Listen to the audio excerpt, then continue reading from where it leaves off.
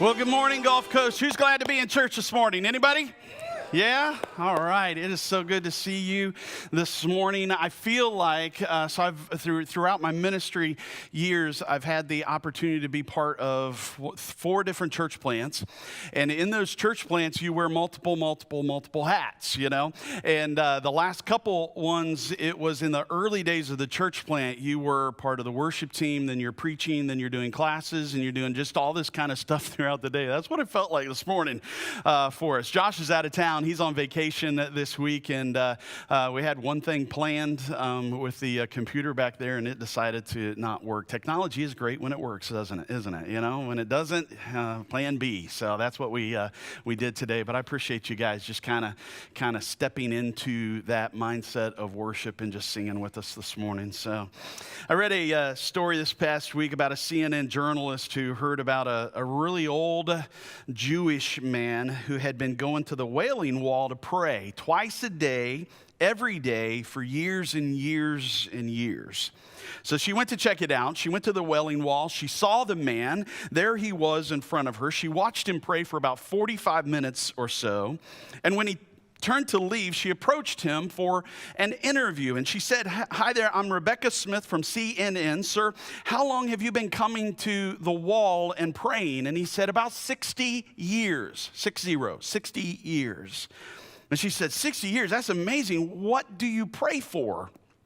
And he shared, "Well, I pray for peace between the Christians and Jews and the Muslims. I pray for all of the hatred to stop. And I pray for our children to grow up in safety and friendship." And the reporter asked, kind of a typical question. She said, "Well, how do you feel that's going after 60 years? And he said, "Like I'm talking to a stinking wall." You felt like that, haven't you? When you have prayed, there have been times, haven't you, when you have felt like, am I just talking to a brick wall right now? That's what it feels like, right? Maybe there is a better way. We're wrapping up this message series today called A Better Way. And if you're new with us today, the foundational passage for this entire series is from the Gospel of John when Jesus says, "I am the way, the truth, and the life." And for many of us as Christians, what we typically do is we gravitate towards the whole truth part. We love the truth part, the concrete, black and white truth. This is the truth. Nothing else, those other things are not the truth. We love to preach the truth. We love to pound the truth. We pound our fists and say, this is the truth, right? And we get completely focused on the truth. And as a result of getting completely focused on the truth, oftentimes we miss out on the way that Jesus was talking about. And I don't think Jesus was just talking about the path that leads you to salvation or to heaven. I think he was also talking about the way you can actually live your life here and now today, the way Jesus lived his life back in ancient times. We've discovered that Jesus was often busy, but he was never rushed.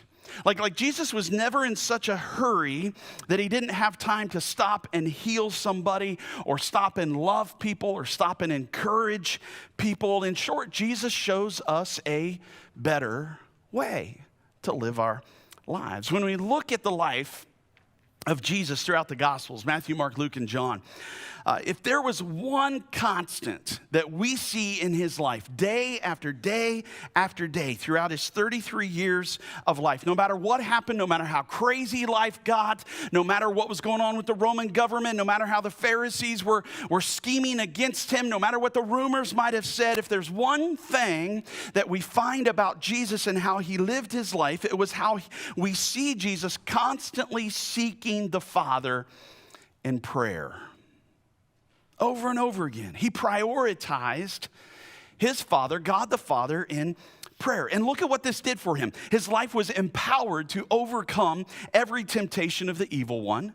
He was able to be faithful to his Father, completely obedient throughout 33 years of life here on this earth. He healed people. He drove demons out of people. He even raised people back to life from the dead. He showed love to people even when they did not reciprocate that love back to him. And so it goes to reason. I think this makes sense, at least in my mind it does. When I look at the life of Jesus and I see how Jesus lived and I see how Jesus loved, if I want to live like Jesus lived and I want to love like Jesus loved, maybe I ought to pray like Jesus prayed. Maybe that's a better way. That's the bottom line, friends. If you want what Jesus had, you need to pray like Jesus prayed. If you're taking notes on the back of that outline, that's the first thing right there. The bottom line, if you want what Jesus had, you need to pray like Jesus prayed. Jesus said this in Matthew chapter 6, verse 6.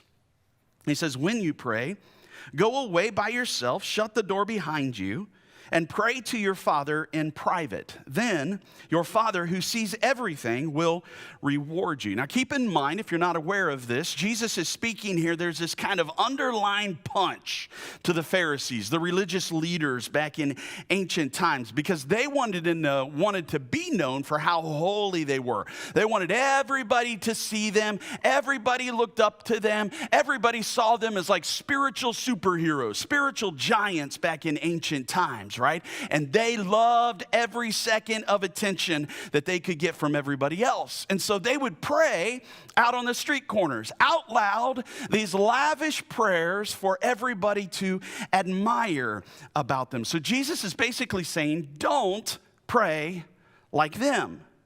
Rather than bringing focus to yourself, focus on God. I don't know about you, but I think that's one of the biggest things that can prevent us from, having effective prayer. One of the reasons why we struggle to pray in our lives is because of the lack of focus. All right, it's not because of a lack of desire. I mean, it's God, right? Wouldn't you like to talk to God? Like, he's God. I'd love to talk to God. Every one of us would probably be like, God, he's God. I would love to talk with him. It's not out of lack of desire. It's just that, man, it's really hard to focus. And so sometimes you'll hear a message, hopefully maybe like today on a Sunday morning, and you'll be like, okay, I'm going to do it. And you're determined when you leave here. You are excited. I'm going to pray. I'm going to pray. I'm going to pray. Right? You set your alarm for 30 minutes earlier tomorrow morning, Monday morning. Your alarm goes off. The only problem is you're not a morning person. Right? And your alarm goes off and you hit your snooze button about 56 times, right? And then you're late for work. And then what happens? You've done this before, haven't you? What happens? You go throughout your whole day and you feel guilty because you actually didn't get up that morning and pray, right? If you do pray, there's all kinds of distractions, aren't there? All kinds of things to make our eyes begin to wander. Here's what I want you to try. This works for me. It might work for you. If it doesn't, just try to figure something else out, but maybe try this, right? This works for me. You guys know what an earworm is? You know what an earworm is? It's when a song gets stuck in your head and then you go throughout the whole rest of the day and you can't get the song out of your head no matter what happens, You hear some doofus sing, baby shark, doo doo doo doo doo doo, baby shark, doo doo doo doo doo doo, and for the rest of the day, you're just like, that's all I can sing is baby shark, And now you're like, my pastor is Satan incarnate for singing that song in church, right? You're welcome. You're going to be thinking about it all. You might think that in order to get that song out of your head, you're going to ignore it. You're going to push it to the side. But what happens is the next thing you know, what happens is it seems like the more you try, the more energy you put into ignoring it, the more it haunts you, the more the song haunts you, right? It's counterintuitive, but the research shows if you want to get rid of an earworm, you go listen to the song. You go listen to the whole thing. And most likely the song will exit your mind after that because it's like you've listened to it in completion. So let's take the nugget out of that and apply it to our prayer lives, okay? Here's what I do when I'm praying. This specific concrete like moment, right? Or time, scheduled time in the day. What I do is I have my phone beside me and it's on silent. That way a text or a phone call that might come through during that time doesn't distract me and make me wonder and lose my focus, But here's what happens, right? You start praying and all of these things start popping up into your mind, don't they? I got to get the grass mowed. Well, I can't mow the grass because the mower just broke, and I have to order this part for it. And now it looks like a jungle in the backyard now, And you just have thought goes to thought goes to thought, and it's just like this endless loop of everything, I got to remember to email that person back. I got to remember to call that person back, and all of this stuff, going through your mind, causing you to lose focus. And so here's what I do. When any single one of those things pops up into my mind in the middle of my prayer time, I take a time out. And I don't think this bothers God at all. I don't think it bothers him at all. Right? It's like, God, hold on just a second. And I have this to-do list app on my phone, and I grab my phone and I write it down, and it's gone. It's out of my head.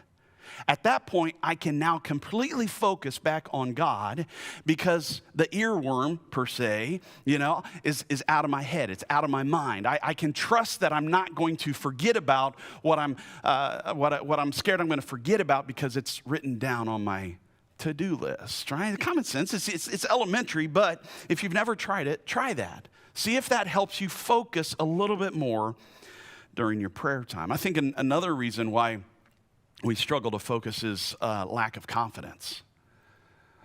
Like we don't, again, it's not a lack of desire. I just don't think I really know how to pray properly, If you're like me, you grew up in the church, and I heard pastors pray and elders pray and like spiritual giants, all the Sunday school teachers pray. And I was like, I can't pray like that, They know exactly what to pray, what to say, what order to say it in. They always know like these lavish, like omnipotent Father, all of these like, what in the world does that mean sort of thing, all of these great big giant, words and stuff and everything is like, I can't pray like that. And so what happens?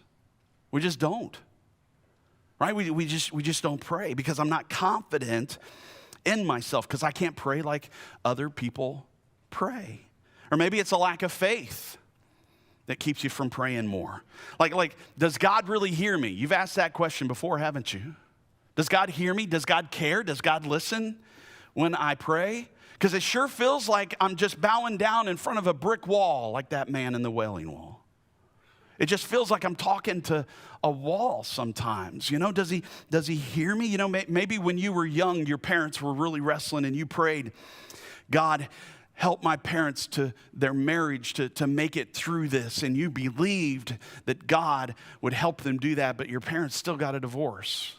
And you're like, God, do you even care? Maybe you prayed at one point for a loved one to be healed and your loved one didn't make it. And I'm like, God, did you hear me? Like I prayed. Did you hear me, God? Maybe there's some sort of habitual sin that has just plagued you for years and years and years, and you've begged God and you've petitioned God, you've pleaded with him, God, help me to overcome this, take this away from me, please, please, and you still wrestle with it. And if we're all honest with ourselves, I think we would have to admit that it only takes a few times of praying a prayer and it feeling like God isn't listening or God doesn't care or my prayer just went boom right off the ceiling right back in my face before we just give up. You felt like that, haven't you? I think we all have. Or maybe, let me read verse 6 of Matthew chapter 6 again in the Message paraphrase. Maybe this is what you feel like. Jesus says, here's what I want you to do. Find a quiet, secluded place so you won't be tempted to role play before God. You ever feel like you're role playing? I'm a follower of Christ, so I know I'm supposed to pray, so I'm going to pray, but it just feels like I'm just going through a routine sometimes because it's what I'm supposed to do, right? We just go through the motions. Maybe there's a better way.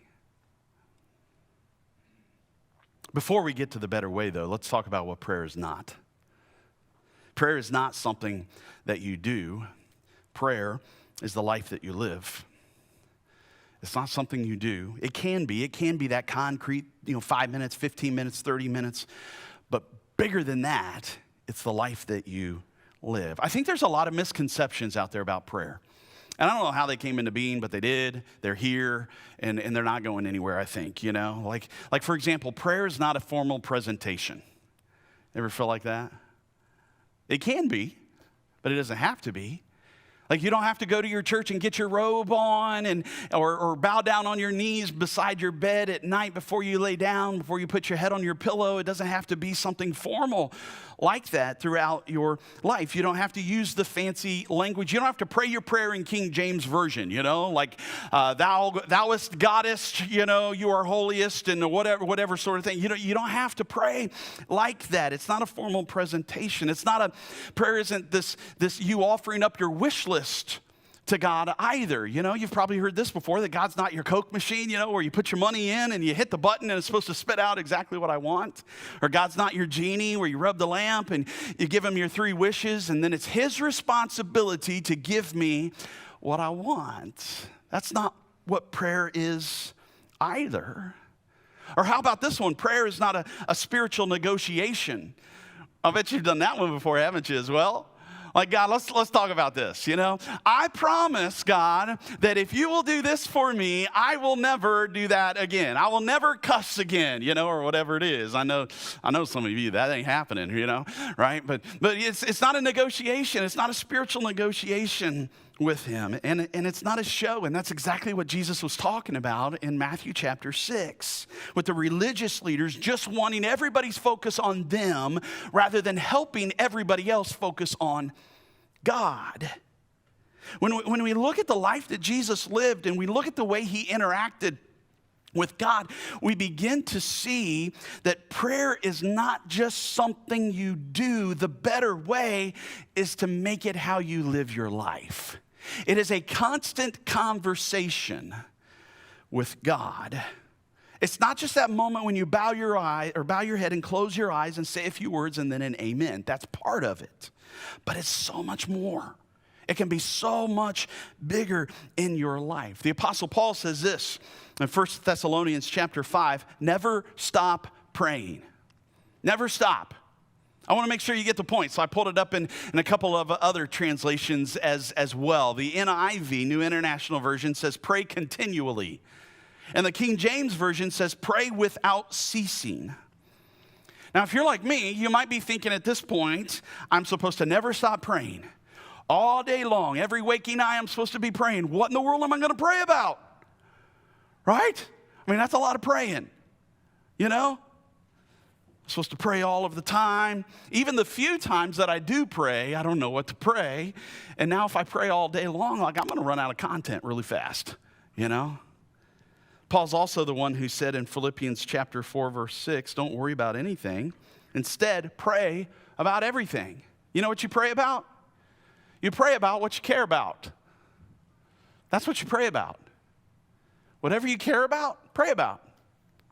You remember that, right? Whatever you care about, pray about. And listen, if I can just get really literal with you for a moment.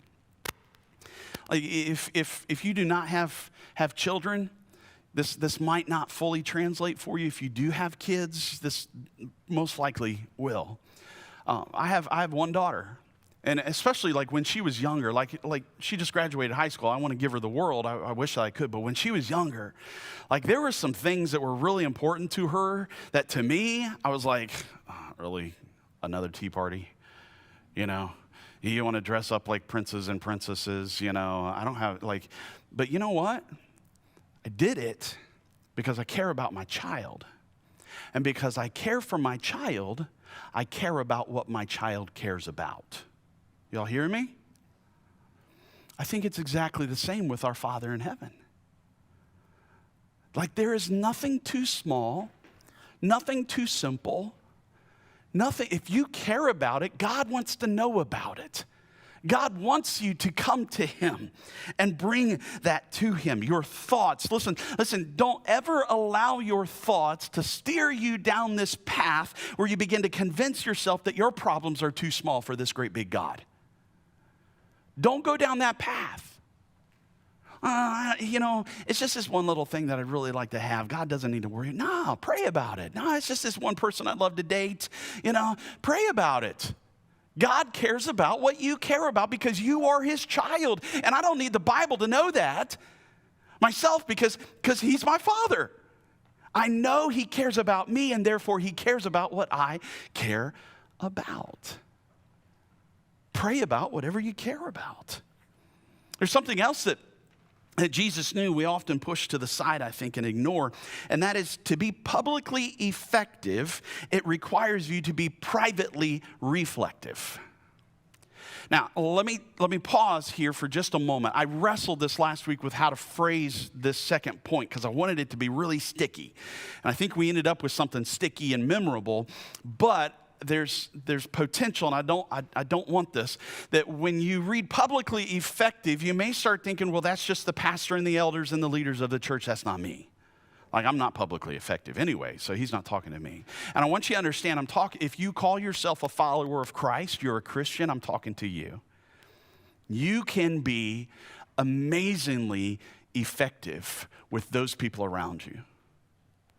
People at work, school's over, but when school's back, your friends, your family, your neighbors, and in fact, I would submit to you that you can be more effective publicly with them than what I as a pastor will ever be able to be. Because they don't know me. They do know you. We have to get away privately so that we can be effective publicly. When you look at the life of Jesus, he's a perfect model. He prioritizes the presence of God in his life in prayer over and over. You read it again and again and again. He would leave the crowd to go pray. He would go off and be alone so that he could pray. He would get up early in the morning so he could pray. He would stay up late at night so that he could pray. He would go up onto the mountainside so that he could pray. He was always disconnecting from those around him so he could fully connect to God. In fact, when you look at how Jesus prayed in the Gospels, it's interesting when and how we see Jesus pray. Because if you go through the Gospels, we see this long list. I'm not going to read them all. We'd be here for a couple hours, But we know he prayed at his baptism. He prayed in the morning before heading to Galilee. He prayed after healing people. He prayed the night before choosing his disciples. He prayed for little children. He prayed for himself. He prayed for his disciples. He prayed right after being nailed to the cross, and he prayed while dying upon the cross. All throughout the day, there is this constant ongoing conversation with his Father, with God the Father in heaven. I love this quote from Craig Groeschel. He says, there are times when I have to disconnect from everything that does not last in order to connect to the one who does last. I have to disconnect from everything that is temporary to connect to the one who is eternal. I have to disconnect from all the temptations to gratify myself to connect to the one who brings glory to himself. Prayer isn't just a momentary action. It is that, but it's so much more. When you look at the way that Jesus lived, prayer wasn't just something that he did. It was the way that he interacted with God in every moment of every day. What would it take for you to have this kind of constant conversation, ongoing conversation with God your Father in heaven? He says right there, we have to disconnect from what doesn't last to connect to the one who does.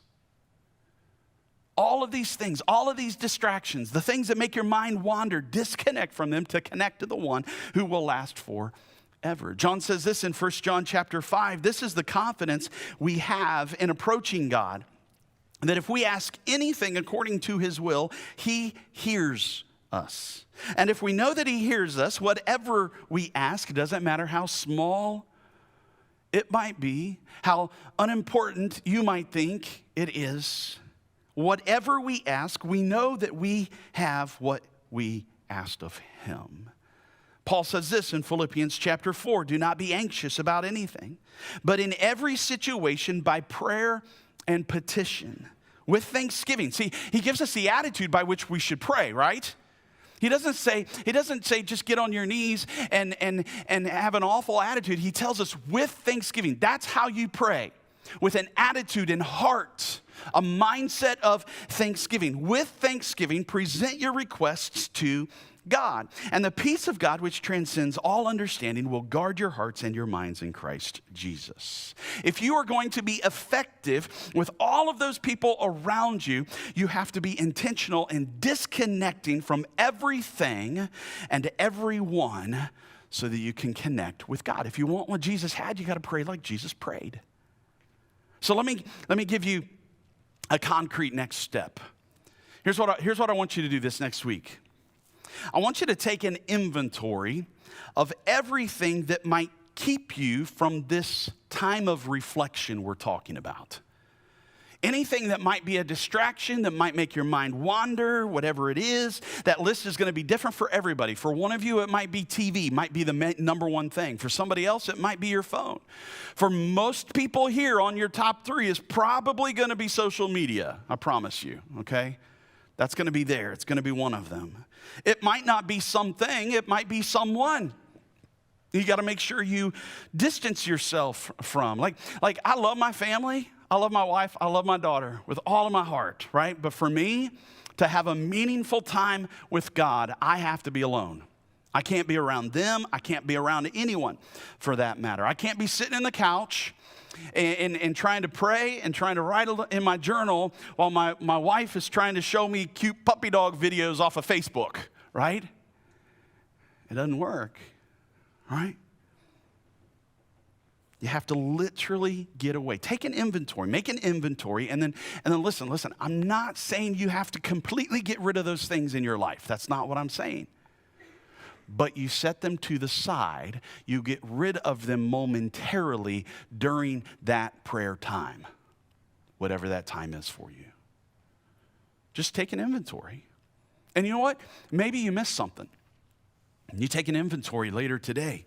Tomorrow, you push all of those things to the side. You're like, I'm just going to leave those in the other room. I'm going to go to a different place, but there's something still that makes your mind wander. Add to the list. Keep that running list. Keep that inventory going. That's your challenge. If you want what Jesus had, you have to pray like Jesus prayed. And if you're still wondering if God will even have time for you, I want to read a quote that if you were with us when we did the Spiritual Disciplines series, I think we read this one from Richard Foster, but this is gold right here. Richard Foster says this: children do not find it difficult or complicated to talk to their parents, nor do they feel embarrassed to bring the simplest need to their attention. Neither should we hesitate to bring the simplest requests confidently to the Father. That's the better way. We live in a constant conversation, this ongoing friendship with our God, our Father in heaven. We're going to give you a minute right now to do exactly what we're talking about. Set your phone to the side. If it's not already on silent, make sure it's on silent, all right? We want to give you at least 60 seconds here for you to completely disengage so that you can engage to the one who will last forever, so that you can connect to the one who will always be. If you need some direction, we're going to have a video up on the screen for you to follow along with as well. And then we're going to sing a song, and we are going to turn our eyes upon Jesus. And I just want you to worship and seek him. Set every worry, all anxiety, everything to the side, and just focus completely on him. Let's spend just a moment praying. Check out the screen.